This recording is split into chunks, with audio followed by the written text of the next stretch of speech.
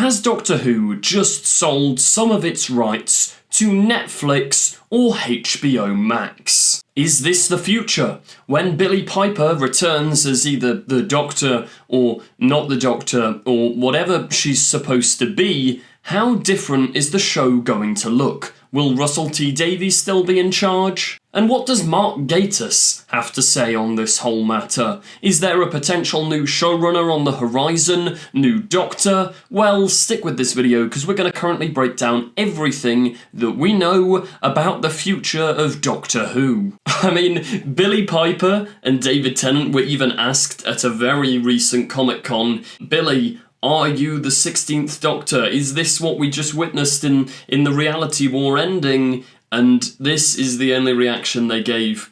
I don't think Billie Piper knows. I don't think David Tennant knows. I honestly don't believe Russell T Davies even knows. If you've read the latest edition of Doctor Who magazine, which we did cover in a video last week, you'll have seen the comments from Russell where, yeah, I don't think anybody knows. I think it was an incredibly last-minute final roll of the dice. Peter Davison recently actually discussed this, and he described it as like, it's like a grenade. They threw in a grenade of publicity and just exploded the end of the episode in a way that almost ensures Doctor Who has to carry on, because that cannot be the final shot of Doctor Who ever. Cannot be the non-Doctor or possibly Doctor Rose variant. Like, it's gonna come back at some point. As well as Peter Davison chiming in on the matter, writer Mark Gatiss has also commented on the future of Doctor Who when interviewed. He says, which I think seems along the right lines, he says, I don't think anybody knows what's going on with Doctor Who at the moment. All I know is it's all about the Disney deal. I think obviously Mark Gatiss is going to know a little bit more than the general public or than we do, but I think this almost makes me wonder though, if he's talking about the Disney deal, is the Disney deal actually up? Because obviously we'll come to HBO's involvement and Netflix's involvement in a little bit, but this comment from Mark Gatiss does make you wonder, like, have they decided yet? Obviously, shows like Andor, there was that article we covered recently where the showrunner of Andor was talking about how much he had to fight to get season 2 of Andor made because the streaming models they don't work, they don't bring in enough money to these streamers. And maybe they are waiting to see the reception of the war between the land and the sea, or maybe, as I've theorised before, HBO Max currently have the rights to all of the back catalogue of New Who, so if you're outside of the UK, HBO Max has from Rose all the way up to Power of the Doctor on their streaming service. Now, perhaps, once that deal's up, Disney get the Doctor Who back catalogue, because this is the key thing within the streaming era. Stephen Moffat talked about it years ago in terms of selling internationally, but what these streamers really want is shows with a massive back catalogue. They need a lot of episodes to keep people on the platform. It's similar to the way The Simpsons runs now. Their latest seasons don't actually get that many viewing figures. Like, people could sit there and go, The Simpsons are dead and Simpsons don't get many viewing figures, but what matters is that the show is still in the public eye, in the public consciousness, because most people will go to these streamers to watch the classics, to watch the old episodes. It also helps out with their theme parks and Universal stuff. So this comment from Mark Gatiss almost makes me wonder, are Disney just holding off and waiting for the back catalogue, the rights to that back catalogue to become available so that they can sweep them up and then produce more Doctor Who afterwards? I mean, after this whole ordeal, if Disney do still pick up Doctor Who with Bad Wolf and we just pick up from where we left off, that will be insane. It would have basically meant Ncuti Gatwa left for nothing. Because we've covered it before, but despite it was always the plan, we know that Ncuti Gatwa, as recently as October 2024, was planning to stay on to do season 3, and we know that there were a couple of weeks of reshoots for the reality war, which is, the regeneration stuff that wasn't originally intended to be there. But let's go with the more pessimistic outlook, okay? I think it is quite likely Disney have pulled the plug, Disney are out. Season 2 has been and gone, the viewing figures weren't as high as they'd hoped. They obviously still are contractually obliged to produce and finish up The War Between the Land and the Sea, which is a show I presume we shall see sometime this year. Russell said it's coming this year, and I don't think they're pushing it back. I think they probably shot it similar to how all of Doctor Who Season 2 is focused on like May the 24th. They've probably got a specific date in mind for The War Between the Land and the Sea as to when that's all going to kick off and happen within universe. But I think most likely case scenario,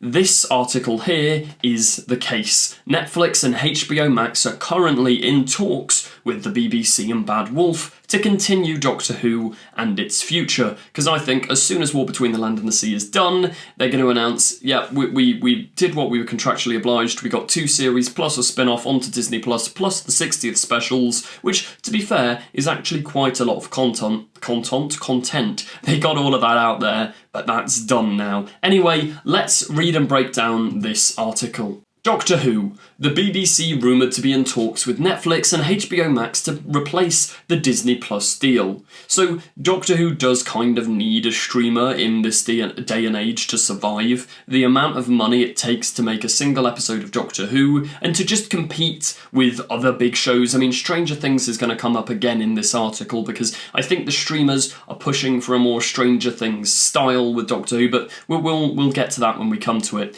This comes after it was recently reported that the BBC is currently in advanced talks with a potential new partner following the collapse of the Disney Plus deal. It was said that at least one of these unnamed partners wants greater creative control and for the series to take itself more seriously. So this quote of the series taking itself more seriously is directly linked to the alleged quote that one of these streamers said to the BBC and Russell T Davies, "Sure, we're happy to take on Doctor Who, but we want to lose a little bit of the campy sci-fi tone. We want to make it more serious and really appeal to my age demographic of teens to young adults to like 20s to 30s. I think that's the crowd they really want to target with Doctor Who. That's where the current money is. I mean, they've already got that CBeebies show for the young kids there. And I do think, I can't lie, because there were talks about like Russell not wanting this to happen and pushing back against it, saying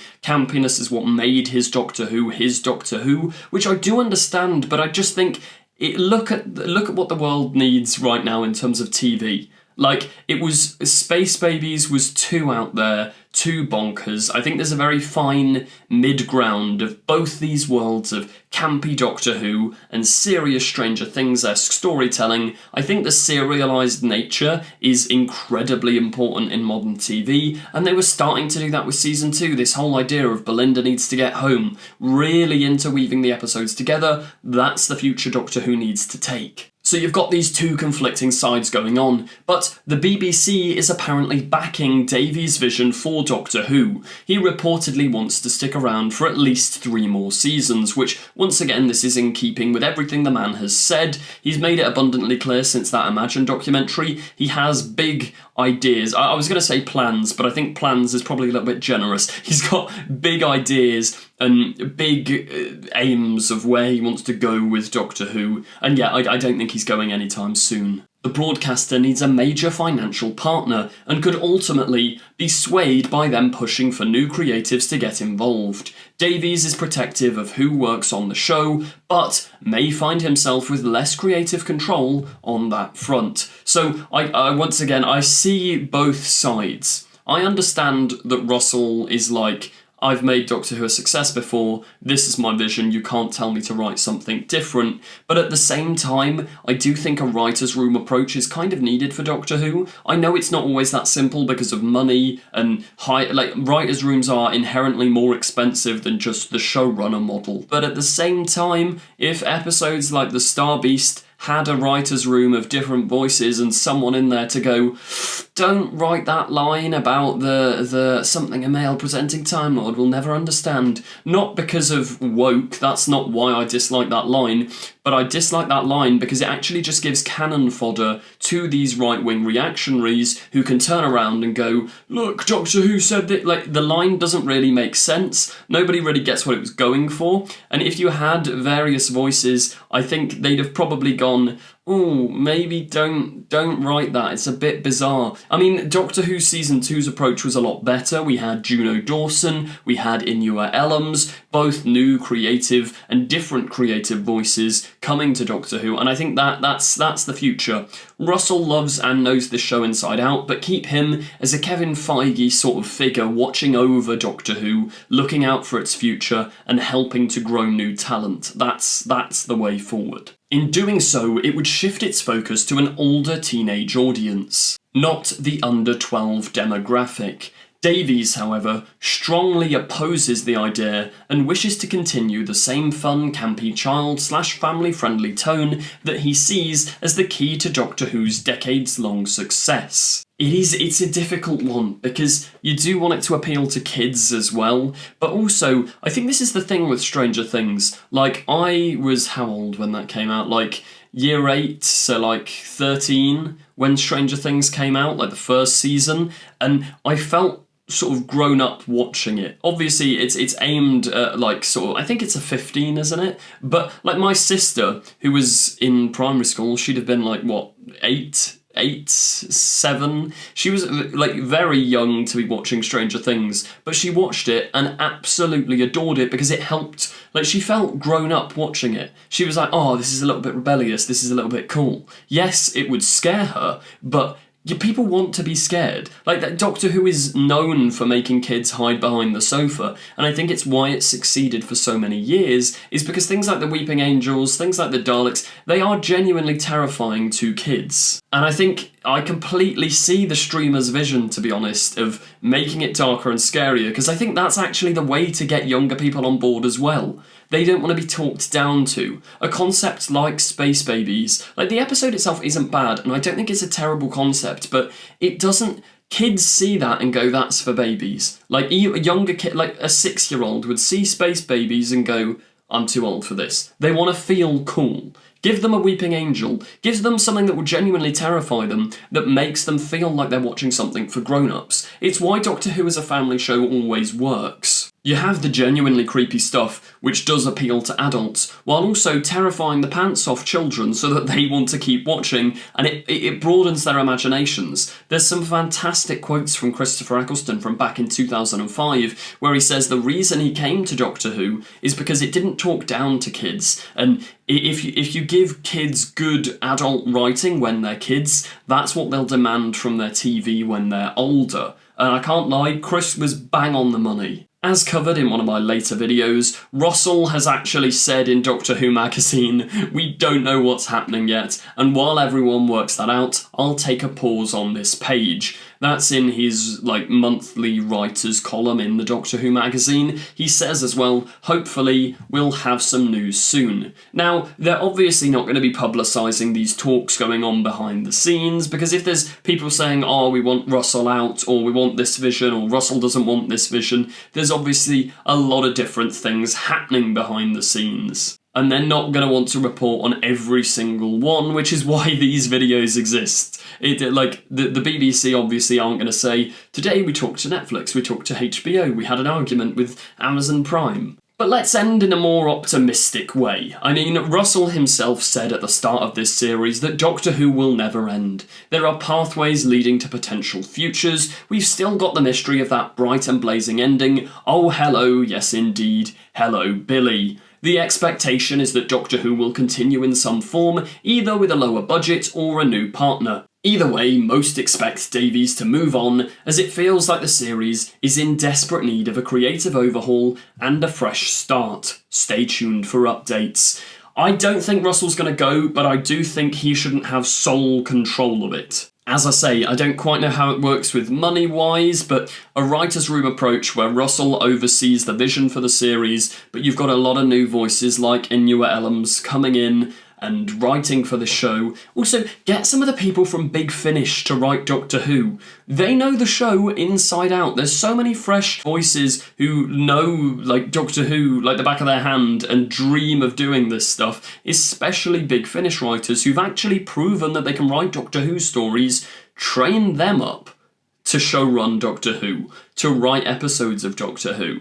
Like, I just think they need to expand. There needs to be more training, more building of this Whoniversal empire. But I'm excited to see the future, to be honest. I think, yeah, this is the current state. I imagine Netflix and HBO, I think they'll probably settle a deal with one of those two relatively soon. Wait for the war between the land and the sea. That show will air, they'll announce their partnership with Disney has come to its natural conclusion, and then bam, HBO Doctor Who will come into fruition, and I don't think Billie Piper's going to stick around. I think she'll probably have like a couple of specials, maybe. The most optimistic reading I can give currently is they're going to get a one-off Christmas special with Billie Piper this year or next year, more realistically. But we'll just have to wait and see. I don't think Billie Piper's going to be officially the Doctor, and I don't think Russell has a clue how he's going to wrap this up. And as Peter Davison said, he just threw that grenade in there and was like, let's hope for the best. But yeah, that does bring us to the end of this news video. As ever, if you did enjoy, please do remember to like, comment, subscribe, share. Thank you all for the support. Yeah, appreciate it all. Check out the Patreon if that's your thing. Thank you and goodbye. Don't forget to click below and subscribe to the official Confused Adipose YouTube channel. I will destroy you! She's not seen a single episode. No, I've watched your episodes. Keep these sonic screwdrivers. What else am I saying about the film? Don't watch this one.